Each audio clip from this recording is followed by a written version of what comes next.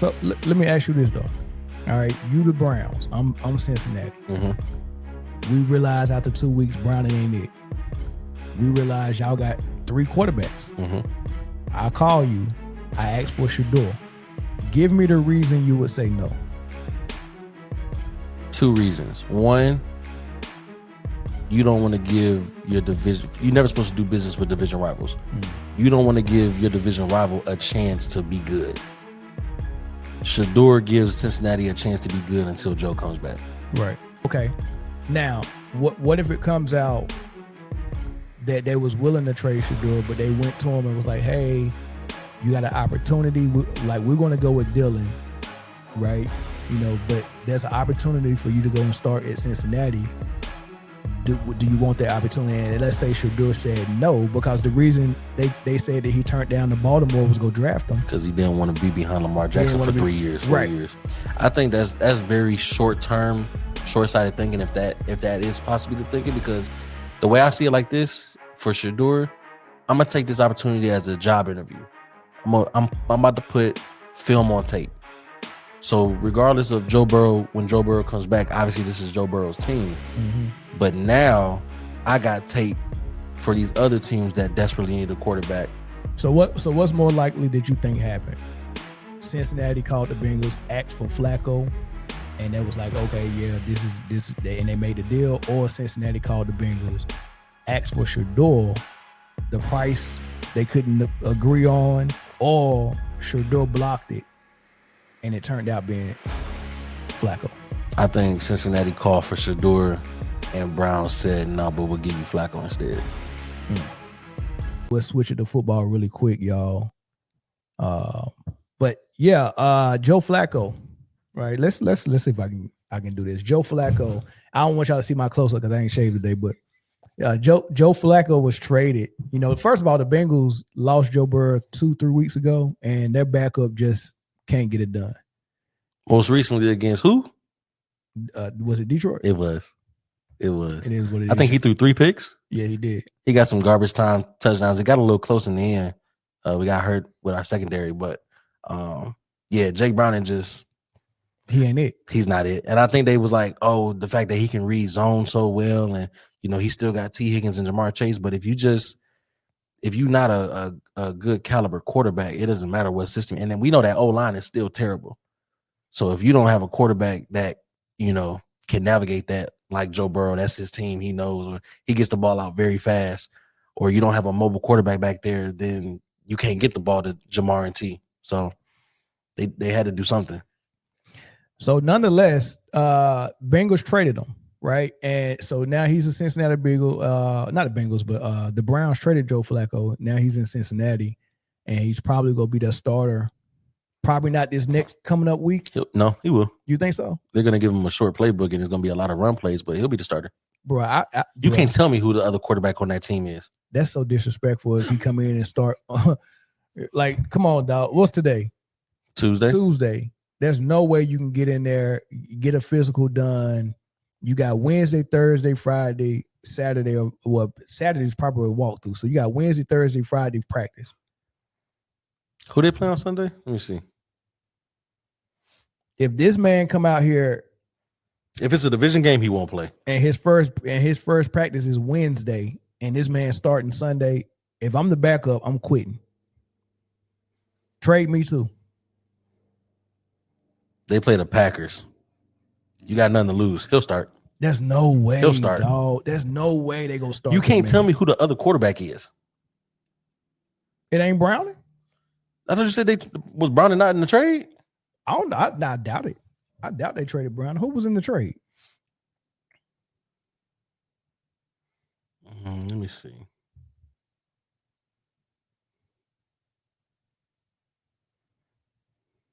I really doubt Brown was in the trade. NFL don't really do quarterback trades like that. They give up a draft pick before they swap a quarterback. They usually don't do that. Because why the heck would the Browns want Browning? And they got Deshaun Watson coming back later this season. They got enough quarterback problems as it is. Remember, they started training camp with six quarterbacks. They would have had 5 or 6 quarterbacks. Mm-hmm. Oh no, they just trade them for some picks. Yeah, it's usually picks. So that's what you know. So, but you went and got a quarterback because you don't trust the quarterback you got. You're already 2-3. The division is sliding away. Well, not really, because it's just Pittsburgh in that division doing good right now. So I mean, but you lose this game to the Packers, you drop to 2-4. You got to start Joe Flacco. Yeah, he'll start after a full week of practice. He'll be out there on Sunday. Want to bet another dinner? No, because I'm not so sure about this one as I was the other one. But I think that, you know, obviously Joe Flacco is good. He just played, right? So, well, not just played, but he played a week ago. So it's not too much that's gonna be hidden in that physical. And then you got 3 days plus a walkthrough to cram in that playbook. He'll start. Okay, we'll see. But nonetheless, he got traded. Here's the question, though. For the Browns, what's the plan for Shedeur now? Dylan Gabriel's leash just got a lot shorter. Because the noise from fans is gonna get loud. Because I don't know if you noticed this, Chris, but you have to go follow some Cleveland Brown radio stations. And it's one in particular that I follow on YouTube, and their morning show, their afternoon show, their evening show, they are campaigning. Oh my God, they live it. And it was like, what are we doing? They wanted Shedeur day one to start. Yeah. And they're not quiet about it, man. So dude, I gotta send you some of them clips, man. But I mean, a lot of teams, a lot of front offices aren't really persuaded by fan influence. We've seen it over the years. One franchise in particular, you know, the Cowboys, but we know what Jerry is to that. He don't care. He's gonna do what he feel makes the most money. But with this Cleveland situation, it never sat right with me in the first place. You know, you knew you needed a quarterback. I don't think Deshaun Watson plays another game in a Cleveland Browns jersey. I think they just got to bite the bullet with that because they gave him a fully guaranteed contract that nobody's going to be stupid enough to take over. No. So you just got to sit on that one. Yeah. So, but we'll never see him play another game in a Browns jersey. And then, you know, it was a fiasco. You went and got Kenny Pickett, Joe Flacco, you drafted Dylan Gabriel, and then you drafted Shedeur Sanders. So that organization, I think they were just, you know, kind of trying to figure out where could they go with it. You never thought Joe Flacco was QB of the future. You never thought Kenny Pickett was QB of the future. And if you draft a quarterback, first off, they drafted 2 quarterbacks late. There was Dylan Gabriel in the 3rd and then Shedeur in the 5th. Mm-hmm. Yep. So you not totally sold on Dylan Gabriel, and now you knew you should have drafted Shedeur first, and now you got to make up for it because it's like, man, we might have messed up. And putting Shedeur on the field and him playing and outplaying every quarterback they had ahead of him. I mean, on one end, well, dang, it looked like the Browns found their quarterback. But on the other end, it exposes everything that went into your decision to pass him over, draft Dylan, put Dylan over him in the depth chart, put Flacco over him in the depth chart. Like all those decisions start to look bad and look like what we already assumed if that happens. So they in a no-win situation with Shedeur if he plays well. How much you want to bet Cincinnati asked for Shedeur first? I think I ain't betting nothing on that because I agree with you. And if you Cincinnati though, and you know Joe Burrow coming back, do you want that situation of getting Shedeur and he played too well, and now you got a controversy? I don't think there's a controversy. I mean, Joe just got paid, or he got paid like a year ago. So that's your guy. Joe is there, but Joe is not going to be there for 3 months. And you still got division games you need to play. You're not out of it because, like I said, it's only Pittsburgh leading that division at 4-1 right now. That's still a very winnable division. Right. You're a little quick slide from Pittsburgh and a quick run from yourself to being right back in the mix. I mean, we see that Baltimore is floundering at the bottom, and we don't know when Lamar's coming back, so you can kind of X them out. Yeah. And then Cleveland, it's Cleveland, right? So let me ask you this though. All right, you the Browns. I'm Cincinnati. Mm-hmm. We realize after 2 weeks, Browning ain't it. We realize y'all got 3 quarterbacks. Mm-hmm. I call you. I ask for Shedeur. Give me the reason you would say no. Oh, no, not you. But why do you think the Browns said no if that's the case they asked for Shedeur? 2 reasons. One, you don't want to give your division. You're never supposed to do business with division rivals. You don't want to give your division rival a chance to be good. Shedeur gives Cincinnati a chance to be good until Joe comes back. Right. 2, you don't want to get proved wrong. You don't want the media and everybody to see that you drafted a guy, and you're gonna get a lot of backlash for a guy that you drafted and you trade in his rookie year. That no matter what, there's always gonna be backlash to that. But the major backlash you're gonna get because of who it is. Yeah. You trade Shedeur. Shedeur gets the job or gets a chance to showcase what he can do. And it's not like he's going to a team with nothing. He's going to a team with Jamar Chase, T. Higgins, and Chase Brown in the backfield. He immediately has a chance and immediately a chance to shine. Yes, we know that the O-line is terrible, but Shedeur comes from bad O-lines. He can I wouldn't necessarily call him a mobile quarterback, but he can extend plays and get the job done. Right. Hold on. But if they asked for Shedeur, you saying that the Browns would have said no just because Cincinnati is a division rival? No, that's one reason, but also the other reason being that they don't want the media backlash of how bad they handled this quarterback situation. Okay. Now, what if it comes out that they was willing to trade Shedeur, but they went to him and was like, hey, you got an opportunity. We're going to go with Dylan, right? But there's an opportunity for you to go and start at Cincinnati. Do you want that opportunity? And let's say Shedeur said no, because the reason they said that he turned down to Baltimore was go draft him because he didn't want to be behind Lamar Jackson for 3 years, 4 years. No, more than 4 years. Like Lamar got probably like 8 more years left. Yeah. So he was like, that'll make me a career backup. He thinks in Cleveland, I got an opportunity to start because I think I can. I think these dudes, y'all go figure out ain't it, and eventually it's gonna be me. I think that's very short-term, short-sighted thinking if that is possibly thinking, because the way I see it like this for Shedeur, I'm gonna take this opportunity as a job interview.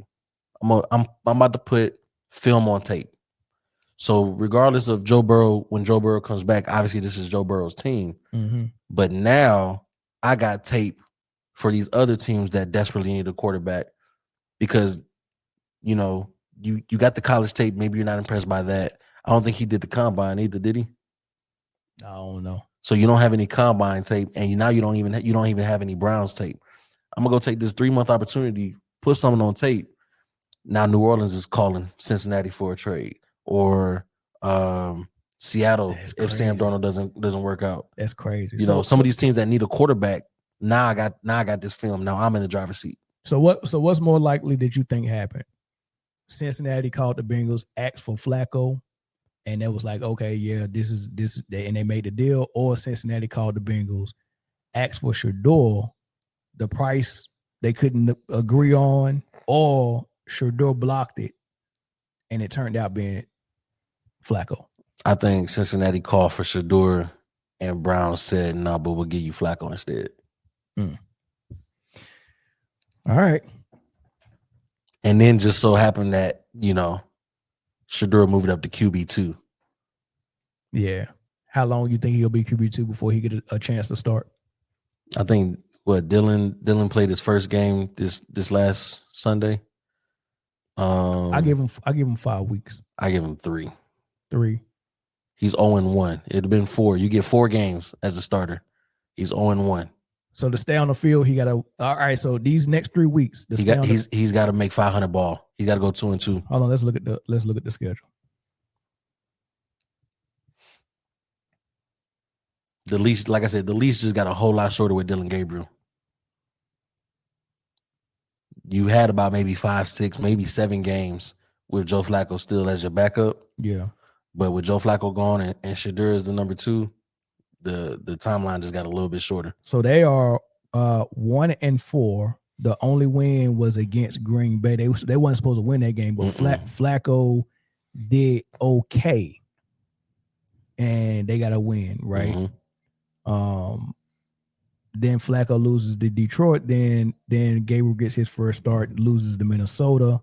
They're 1-4. So they got Pittsburgh next, Aaron Rodgers and Pittsburgh, and that's in Pittsburgh. And then they got Miami, and then they got New England, and then they got a bye week. So you're telling me these 3 games they got to go 2-1.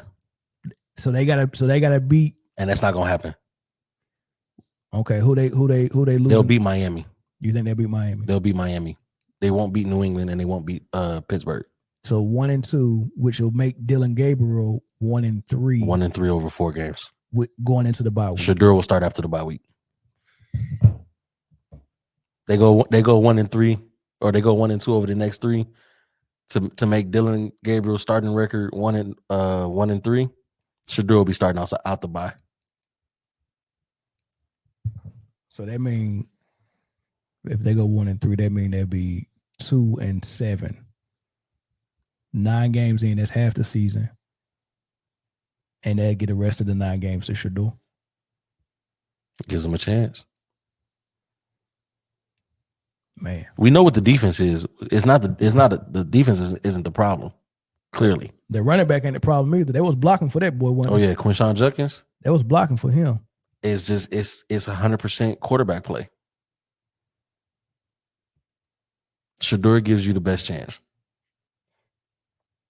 So, I think if Dylan Gabriel goes 1 win over the next 3, Shedeur will start out the bye.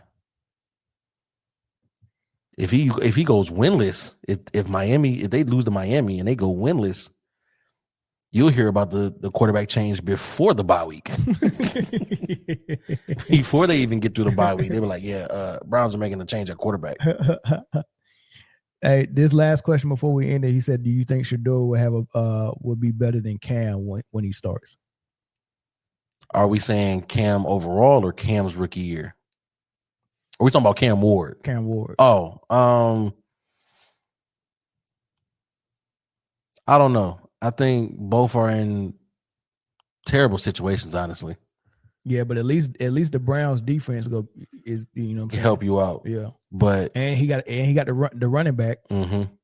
So Cam Ward is really trying his best. But I think Shedeur will look better with what he's got in Cleveland versus what Cam got in Tennessee. But the better quarterback, I think, is still Cam Ward. Well, I don't know.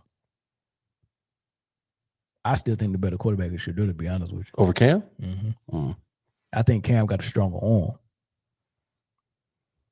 For sure. Yeah, he got a stronger arm, but again, they're just both in terrible situations. Yeah, I mean, it's kind of hard to see, like a married man with no prenup.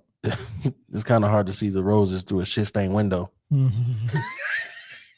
so